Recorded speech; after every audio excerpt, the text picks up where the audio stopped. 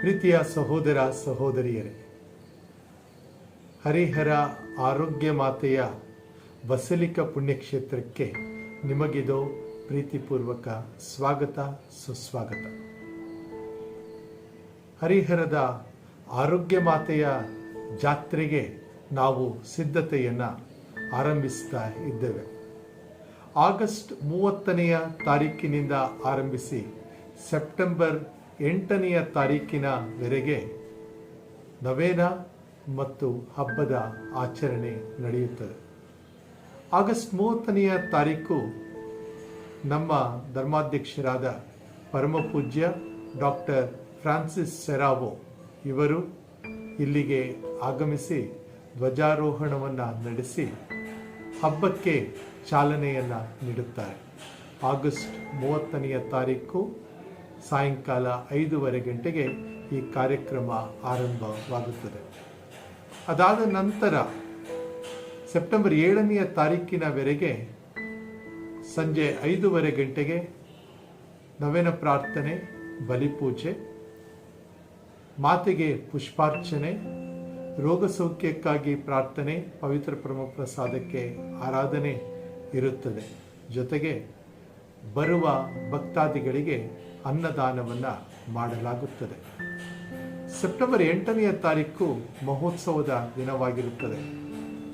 September 7ನೇ ತಾರೀಕು ಸಂಜೆಯ ಬಲಿಪೂಜೆ 5:15 ಗಂಟೆಗೆ ನಡೆಯುತ್ತದೆ.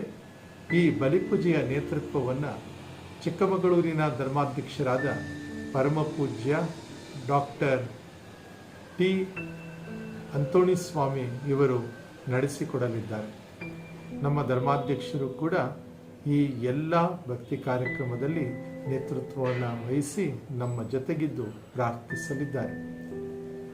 ಸೆಪ್ಟೆಂಬರ್ 8ನೇ ತಾರೀಕು ಬೆಳಗ್ಗೆ 5:15 ಗಂಟೆಗೆ ಮೊದಲನೆಯ ಬಲಿಪೂಜೆ ನಡೆಯುತ್ತದೆ ಕನ್ನಡ ಭಾಷೆಯಲ್ಲಿ.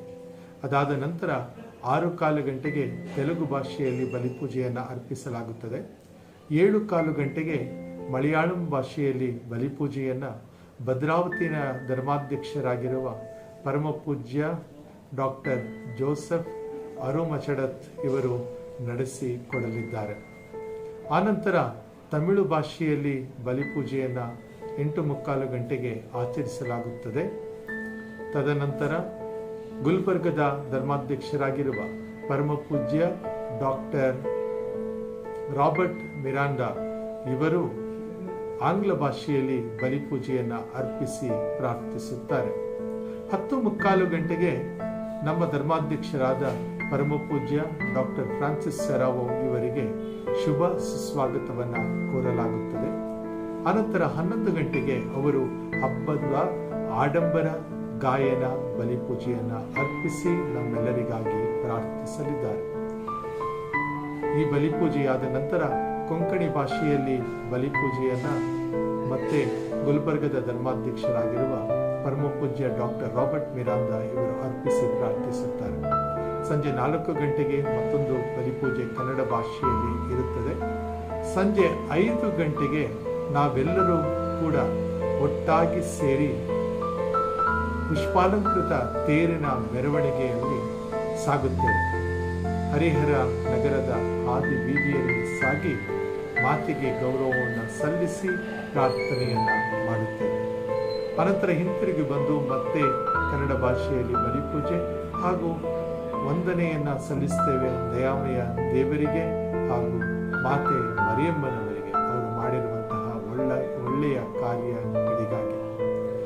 ಪ್ರೀತಿಯ ಸಹೋದರ ಸಹೋದರಿಯರೇ, ನಿಮಗೆ ಈ ಒಂದು ನವೇನ ಭಕ್ತಿ ಕಾರ್ಯಗಳಿಗೆ ಹಾಗೂ ಹಬ್ಬಕ್ಕೆ ಈ ಒಂದು ದೇವಾಲಯದ ಪ್ರಧಾನ ಗುರುವಾಗಿ ನಾನು ಶುಭ ಸುಸ್ವಾಗತವನ್ನು ಕೋರುತ್ತಾ ಇದ್ದೇನೆ.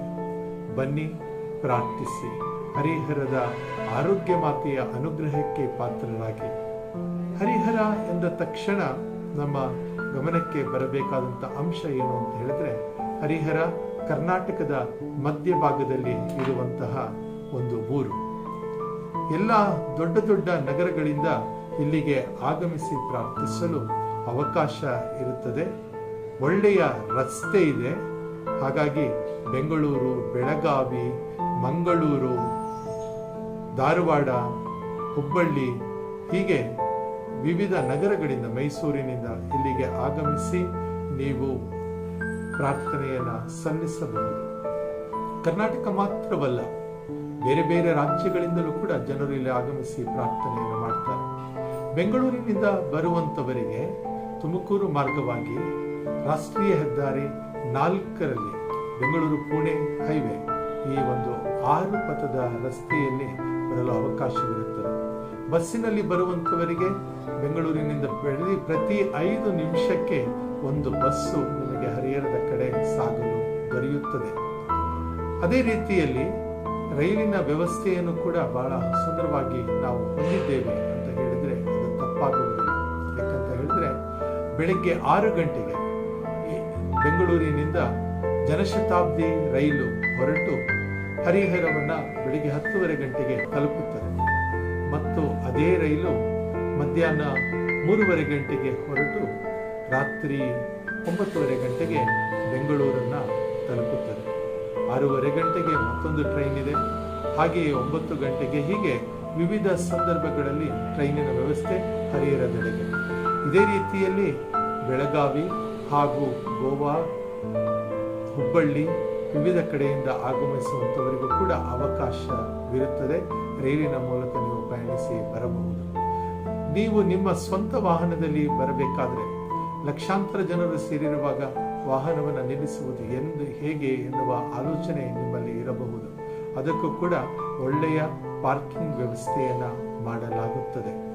ಪ್ರೀತಿಯ ಸಹೋದರ ಸಹೋದರಿಯರೇ, ಸೆಪ್ಟೆಂಬರ್ 8ನೇ ತಾರೀಕು ಬರುವಂತಹ ಎಲ್ಲ ಯಾತ್ರಾರ್ಥಿಗಳಿಗೂ ಅನ್ನದಾನವನ್ನ ಮಾಡ್ತಾ ಇದ್ದಾರೆ ಮಾಲ್ಪಾನಿ ಕುಟುಂಬಸ್ಥರು ಹರಿಹರ. ಹೀಗೆ ಬರುವಂತಹ ಎಲ್ಲರೂ ಕೂಡ ಭಕ್ತಿಯ ಒಂದು ಆತ್ಮಿಕ ಔತಣವನ್ನು ಮಾತ್ರ ಪಡೆದುಕೊಳ್ಳದೆ ಎಲ್ಲ ರೀತಿಯ ಸೌಕರ್ಯವನ್ನು ಉಪಯೋಗಿಸಿಕೊಂಡು ತಾಯಿಗೆ ಗೌರವವನ್ನು ಸಲ್ಲಿಸುವಂತೆ ಆಗಲಿ. ಪಾಪ ನಿವೇದನೆಯನ್ನು ಮಾಡುವುದಕ್ಕೆ ಒಂದು ಅವಕಾಶವನ್ನು ನಾವು ಮಾಡಿಕೊಡ್ತಾ ಇದ್ದೇವೆ.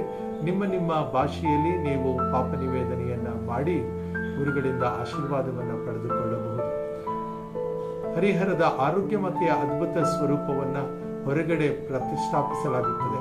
ಸೆಪ್ಟೆಂಬರ್ 7ನೇ ತಾರೀಕು ಬೆಳಗಿನ ಜಾವದಿಂದ ಈ ಒಂದು ಪ್ರತಿಮೆಯನ್ನ, ಸ್ವರೂಪವನ್ನ ಪ್ರತಿಷ್ಠಾಪಿಸಿ ಭಕ್ತಾದಿಗಳ ದರ್ಶನಕ್ಕಾಗಿ ಇಡಲಾಗುತ್ತದೆ. ನೀವು ಸಾಲಿನಲ್ಲಿ ಬಂದು ನಿಮ್ಮ ಹರಕೆ, ಪ್ರಾರ್ಥನೆ, ಕೋರಿಕೆಯನ್ನ ಸಲ್ಲಿಸಬಹುದು.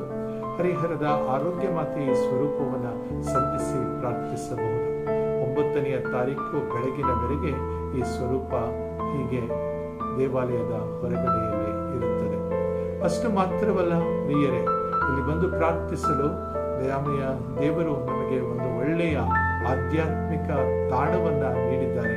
ಸುಂದರವಾದಂತಹ ಹರಿಹರದ ಈ ದೇವಾಲಯದಲ್ಲಿ ಬಂದು ಪ್ರಾರ್ಥಿಸಲು ನಿಮಗೆ ನಾವು ಅನುವು ಮಾಡಿ ಕೊಡುತ್ತಾ ಇದ್ದೇವೆ. ಬನ್ನಿ, ಪ್ರಾರ್ಥಿಸಿ ಆಶೀರ್ವದಿತರಾಗಿ.